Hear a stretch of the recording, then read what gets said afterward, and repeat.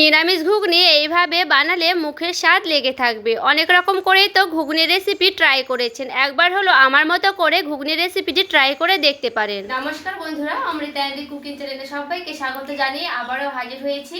তো যে সকল বন্ধুরা ইউটিউব চ্যানেল থেকে দেখছেন তারা প্লিজ চ্যানেলটাকে সাবস্ক্রাইব করে আমার পাশে থাকবেন, আর যারা ফেসবুক থেকে দেখছেন তারা পেজটাকে ফলো করে রাখবেন, লাইক দিয়ে ভিডিওটি দেখা শুরু করবেন।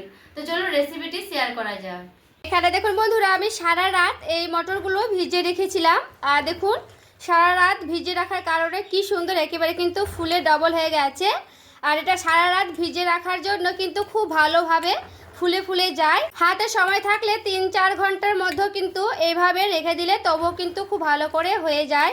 তো সারা রাত রাখলে কিন্তু বেশি ভালো। এখানে দেখুন একটা আমি প্রেসার কুকার নিয়ে নিয়েছি।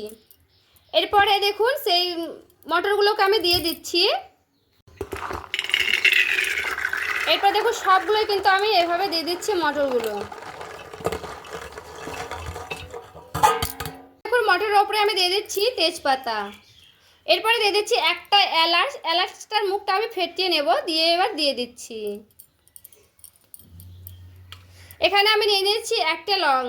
এরপরে দিয়ে দিচ্ছি দারচিনি। আমি দিয়ে দিচ্ছি তেল, দিয়ে দিচ্ছি সামান্য করে লবণ, দিয়ে দিচ্ছি জল। এখানে দেখুন পরিমাণ মতো কিন্তু জলটা দিয়ে দিতে হবে। দেখুন আমি এইভাবে আঙুল ডুবিয়ে নিচ্ছি, আর এই যে এই আঙুলটা কিন্তু যেন 4টায় আঙুল যেন খুব ভালো করে ডুবে যায়, এইরকম মাপে কিন্তু দিয়ে দিতে হবে মটরটা। তো এখানে আমার কিন্তু খুব ভালো করে দেওয়া হয়ে গেছে দেখুন। এরপর আমি দিয়ে দিচ্ছি ঢাকা দিয়ে খুব ভালো করে দিয়ে দিচ্ছি।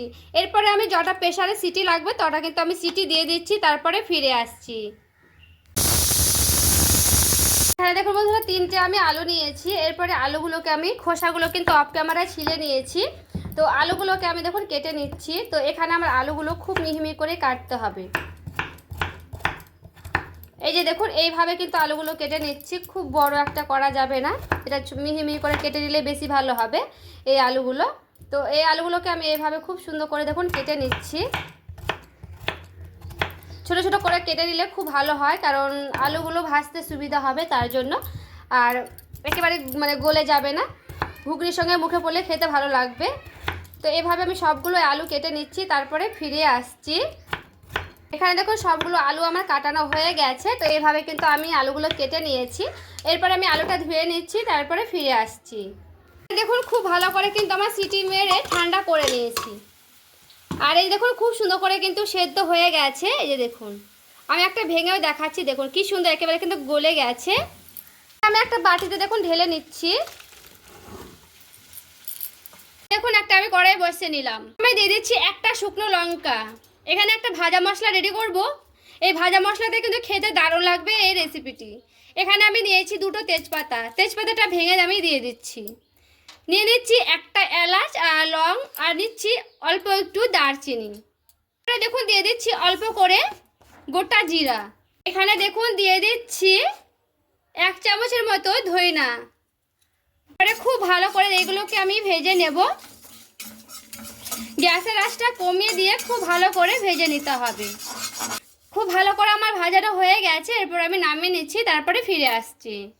দেখুন ভাজাগুলো নামিয়ে নিয়ে চলে এসেছি। দিয়ে দিচ্ছি সরিষার তেল। আমার খুব ভালো গরম হয়ে যাচ্ছে। এরপর দিয়ে দিতে হবে কেটে রাখা আলুগুলো। আলুটা আমার খুব ভালো করে ভেজে দিতে হবে লাল লাল করে।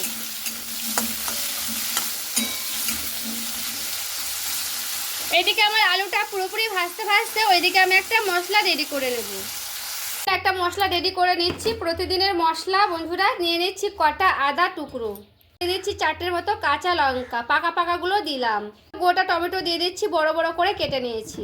দেখুন দিয়ে দিচ্ছি আমি জিরে, দিয়ে দিচ্ছি জল দিয়ে খুব ভালো করে একটা মিহি পেস্ট করে নিচ্ছি, তারপরে ফিরে আসছি।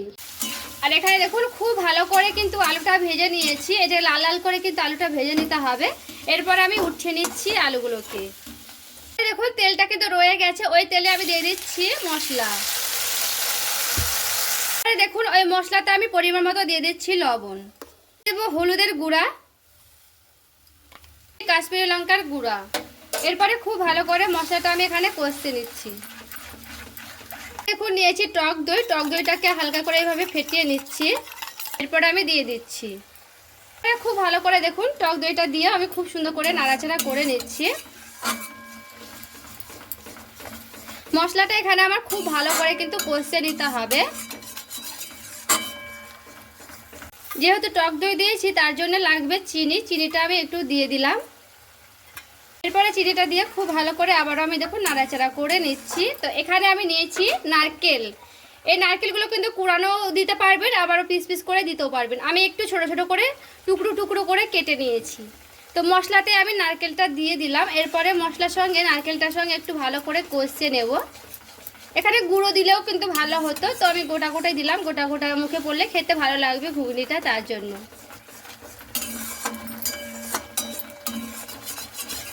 এখন পুরোপুরিভাবে যখন মশলাটা অল্প একটু শুকনো শুকনো হয়ে এসেছে, তারপরে দিয়ে দিতে হবে সেই আলু ভেজে রাখাগুলো।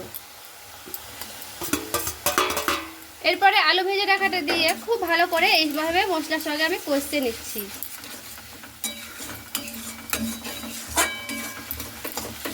খুব ভালো করে কিন্তু আমার আলুটা কষানো হয়ে গেছে, দেখে বুঝতে পারছেন।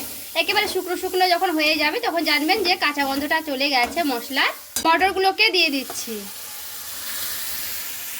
এরপরে সেদ্ধ করা মটরগুলো দিয়ে খুব ভালো করে আবারও আমি দেখুন এভাবে কষিয়ে নিচ্ছি। এর সঙ্গে খুব ভালো করে একটু আমি এভাবে নাড়াচাড়া করে নেব।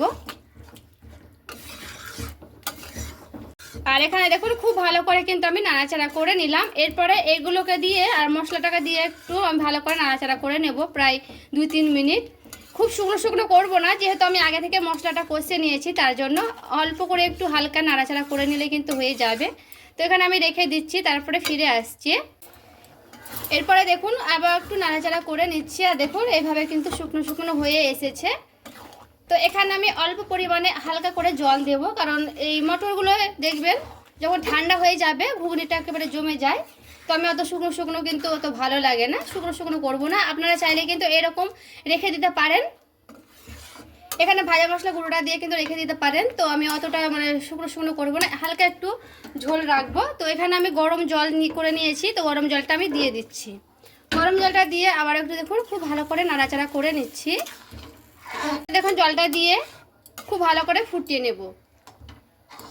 আর এখানে দেখুন খুব ভালো করে কিন্তু ফুটতে লেগেছে, এভাবে কিন্তু ফুটিয়ে নিতে হবে। এখানে দেখুন আমি নিচে ভাজা মশলাটা কিন্তু আধা ভাঙা গুঁড়ো করে নিয়েছি। খুব একটা মিহি করে গুঁড়ো করে নিয়ে আধা ভাঙা করে করেছি। এরপরে আমি দিয়ে দিচ্ছি ঘুগনিতে। এটা কিন্তু খুব সুন্দর সেন্ট করবে, খেতেও দারুণ লাগবে। দেখুন এভাবে আমি দিয়ে দিলাম। এরপরে দিয়ে হালকা করে একটু নাড়াচাড়া করে নেব। ভাজা মশলা গুঁড়োটা দিয়ে আমি গ্যাসটাকে বন্ধ করে দিলাম। এরপর আমি ফিরে আসছি। আর দেখতে দেখুন কতটা লোভনীয় হয়েছে, খেতেও কিন্তু দুর্দান্ত হয়। নিরামিষ রেসিপির ঘুগনি এইভাবে একবার হলো ট্রাই করে দেখবেন। আর আজকের এই ঘুগনির রেসিপি কেমন হয়েছে অবশ্যই আমাকে কমেন্ট করে জানাবেন। আর এখানে দেখুন বন্ধুরা ঠান্ডা হয়ে গেলে কিন্তু একেবারে শুকনো শুকনো হয়ে গেছে। তো আজকের এই ঘুগনির রেসিপি ভালো লেগে থাকলে লাইক কমেন্ট শেয়ার করে দিবেন। সকলে ভালো থাকবেন, সুস্থ থাকবেন। দেখা হচ্ছে আর একটি রেসিপির সঙ্গে।